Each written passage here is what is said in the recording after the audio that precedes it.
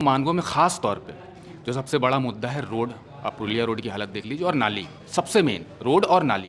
लेकिन अभी जो देखा जा रहा है, जो भी मेयर का कैंडिडेट है, उनका जो एक तरीके से कैंपेन चल रहा है वो जैसे उनका वोट पे हक हो और वो हक को मांगना चाहते हैं, लेकिन मुद्दे पे कोई बात नहीं कर रहा है। आखिर रोड बनेगा कि नहीं बनेगा इलेक्शन के बाद, नाली बनेगा कि नहीं बनेगा, इस चीज़ पे आपका एजेंडा क्या है, आप क्या बोलना चाहती हैं?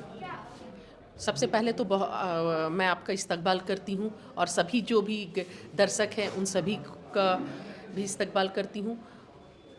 देखिए, मैं तो मुद्दों पर ही बात कर रही हूँ। मैं मानगो में रहती हूँ। जो बाकी सब कैंडिडेट हैं, सभी प्रॉक्सी कैंडिडेट हैं। मैं खुद लड़ रही हूँ। प्रॉक्सी से आपका क्या मतलब? मतलब सबके पति लड़ रहे हैं। किसी का सोशल और पॉलिटिकल कोई कैरियर नहीं रहा है, ना ही ऐसा कोई काम रहा है। सभी के पति का कुछ कुछ रहा है, इसलिए पत्नियां फील्ड में हैं। लेकिन मेरा खुद अपना एक नाम, एक अपना पहचान रहा है काम के वजह से और आवाज़ उठाने की वजह से। और मैं जैसे क्षेत्र में जा रही हूँ तो अपने वीडियो से लाइव, अपने मोबाइल से लाइव भी चला रही हूँ जो समस्याएं हैं क्षेत्र की। जैसे कल मैं 14 नंबर और उधर नीचे थी। आप जाकर देखिए तो सही, आपको समझ में आ जाएगा कि जो विकास है वो सिर्फ मंचों तक ही विकास है और विकास शब्दों में है और हकीकत में तो विकास है ही नहीं। आप पूरे सड़कों पर नालियां बह रही हैं नदी जैसा।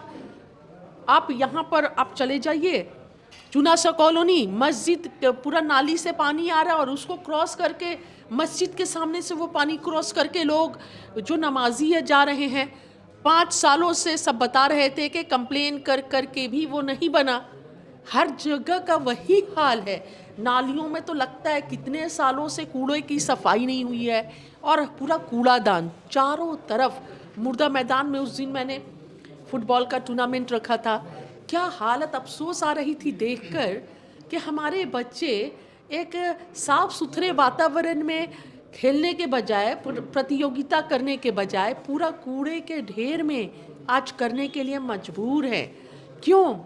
क्योंकि यहाँ पर विकास हुआ ही नहीं है। सिर्फ पर्चे पर और चर्चे में रहा है, ज़मीन पर नहीं।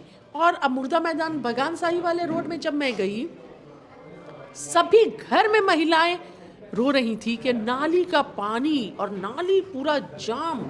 और कब से ये समस्या है। और दूसरी पानी की, पानी प्रॉपर नहीं मिल पाता। आप सोचिए, जो एक पानी रोज़मर्रा की ज़िंदगी का पानी के बिना रुक जाएगी। आप एक कदम नहीं चल सकते हो, पानी के लिए इंतज़ार करना पड़ता है। 3 दिन 4 दिन में पानी आते हैं। समस्या ही समस्या है। देखिए, आपने प्रॉक्सी कैंडिडेट का बात किया, लेकिन बन्ना गुप्ता जो कि मंत्री रह चुके हैं, एमएलए रह चुके हैं, तो कहीं ना कहीं लोग उनकी ही तरफ देख रहे हैं। तो आप इस चीज़ का भरोसा लोगों को कैसे दिलाएंगी कि आपको मतलब प्रशासन का किसी तरह का एक्सपीरियंस नहीं है, तो आप काम को कैसे करेंगे, किस तरीके से रखेंगे? देखिए, चुनाव कौन लड़ रहा है?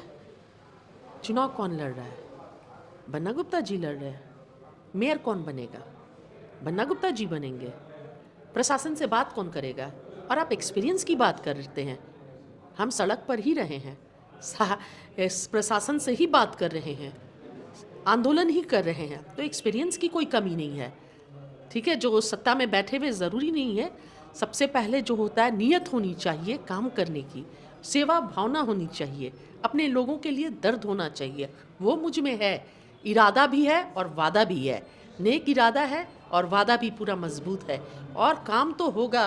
और मेरा वादा है आपके चैनल के माध्यम से, 1 सालों में मानगो के विकास की चर्चा, ये मानगो की बेटी का वादा है, पूरे देश में होगा। आप रोड और नाली के लिए प्रॉमिस करती हैं यहाँ पे, अगर चुनाव के बाद आप रोड और नाली का सबसे पहले काम करवाएंगी? मेन रोड, चाहे गली का रोड हो चाहे गली का नाली हो। मैं भी यहीं पर रहती हूँ और मेरी भी यही समस्या है, रोड और नाली। मैं भी उसी रोड से आती हूँ, मेरी भी नाली वही है। तो मैं अपने घर का रोड और नाली का काम नहीं करूँगी क्या? हाँ, मैं कैसे छोड़ दूँगी अपने घर, जो रास्ते से मैं रोज़ आ रही हूँ, जा रही हूँ, जो बस्ती की बेटी हूँ, उस बस्ती में नाली में गंदा जमा रहे, नाली का पानी ऊपर से निकले, उस पानी को क्रॉस करके हम जाए। सड़कें टूटी हुई, आप देख लीजिए पुरुलिया रोड का कैसा बना था कि 5 सालों में कितने बार रिपेयर हुआ। क्यों ज़रूरत पड़ी ऐसे? क्योंकि ध्यान नहीं है ना, मटेरियल क्या यूज़ हुआ। तो सारी समस्याएं हैं, कूड़े का ढेर है, हर जगह डस्टबिन होना चाहिए। कूड़े के लिए एक प्रॉपर ये होना चाहिए, और ड्रेनेज सिस्टम जो है वो भी प्रॉपर होना चाहिए। और हर बारिश से पहले बारिश की तैयारी होनी चाहिए कि बारिश से पहले जितने नाली हैं और बड़े नाले छोटे नाले सबकी सफाई हो जाए, ताकि बारिश जब आए तो पानी आराम से निकास हो और पानी बाहर फ्लो ना करे। तो आप इस बात के लिए बेफिक्र रहिए। मानगो मेरा घर है, मेरा परिवार है मानगो के लोग, और जो काम करूँगी ना पूरे देश में चर्चा होगी। जो वादा कर रही हूँ उससे बहुत ज़्यादा करके दिखाऊंगी, और एक्सपीरियंस बहुत है और नियत भी है ना। मैं इस आंदोलन से और सड़क पर और आवाज़ उठाकर और प्रशासन से बात करके बनी हूँ। फूलों के रास्ते पर नहीं चली हूँ, कांटों के भरे रास्ते पर चलकर मैंने रास्ता तय किया है और यहाँ तक पहुँची हूँ। आपने एक बहुत बड़ा तो वादा नहीं कहूँगा, लेकिन हाँ एक बड़ा वादा किया है हॉस्पिटल बनवाने का, 100 बेड का हॉस्पिटल बनाने का, ठीक है। तो आप इस वादे पे कायम हैं या कोई अभी इतना टाइम होने के बाद कोई कन्फ्यूजन आपके दिमाग में है इस चीज़ को लेकर? आप कैसी बात कर रहे हैं? क्यों कायम नहीं रहूँगी? यहाँ पर मेरी मम्मी नहीं है क्या? मेरी अम्मी नहीं है, मेरी बहनें नहीं हैं, मेरे भाई नहीं हैं, मेरे रिश्तेदार नहीं हैं। मेरी मम्मी को कहाँ जाना पड़ता है इलाज कराने के लिए, आपको पता है? कितने किलोमीटर आगे जाना पड़ता है, पता है आपको?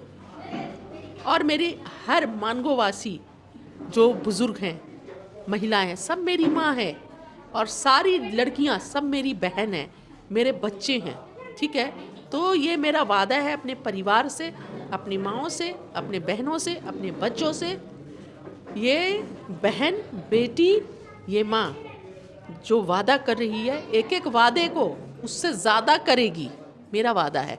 और एक बात और बोलना चाहती हूँ, बहुत सारी सरकारी योजनाएं चलती हैं, वृद्धा पेंशन, विधवा पेंशन, और जो भी योजनाएं हैं वो महिलाओं तक पहुंच नहीं पाती है, नॉलेज नहीं होता है, पता नहीं होता है। तो इंशाल्लाह ताला मैं जब मेयर बन जाऊंगी, इन सारी योजनाओं को लोगों तक, महिलाओं तक, जनता तक पहुंचाने का काम करूंगी। ऑफिस खोलूंगी, कैसे पेपर प्रोसेस होगा और किस तरह जनता को लाभ मिले, मानगो वासियों को लाभ मिले, ये मैं सुनिश्चित करूंगी। होल्डिंग टैक्स बहुत है, फैसिलिटीज़ क्या मिलती है आप बताइए? देखिए, मैं कोई बहुत रईस घर से नहीं बिलोंग्स करती हूँ, एक मध्यम वर्ग की महिला हूँ, है ना। तो जानती हूँ कैसे पैसा कमाया जाता है, कैसे बचाया जाता है, कैसे परिवार चलाया जाता है।